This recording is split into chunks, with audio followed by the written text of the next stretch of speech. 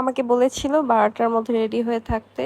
সে আমাকে নিয়ে 12টায় বের হবে। তো আমি তখন থেকেই মানে 12টা থেকে রেডি হয়ে আছি অ্যান্ড তার কোনো খবর নাই। সে পেশেন্ট দেখায় ব্যস্ত।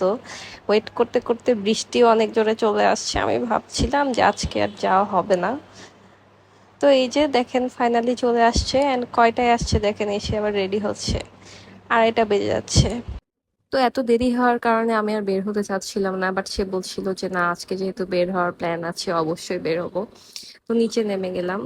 হেই এভরিওয়ান, তো আজকে আমরা একটু বাইরে যাচ্ছি লাঞ্চ করার জন্য, যদিও অনেক দেরি হয়ে গেছে। তো আমাদের আজকে বগুড়া যাওয়ার প্ল্যান ছিল, বাট তার অনেক লেট হয়ে গিয়েছে আসতে। তো ভাবলাম যে না, আশেপাশে কোথাও যাই। বের হওয়ার পরে সে বলছিল যে না, আজকে বগুড়া যাওয়ার প্ল্যান ছিল, তো বগুড়াতেই যাব।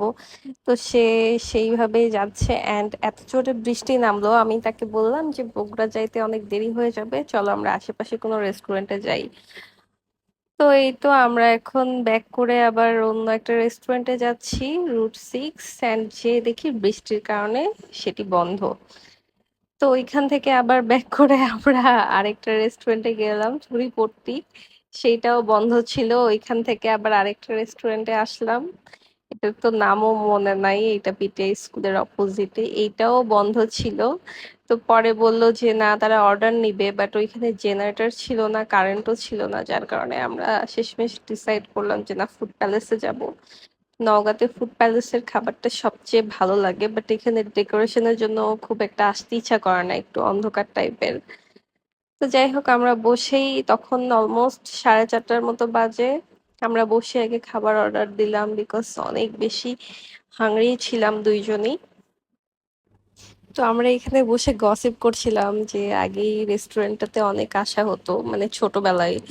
আগে তো এত বেশি রেস্টুরেন্ট নগাঁতে ছিল না, অ্যান্ড এইটাতেই বেশি আসা হতো।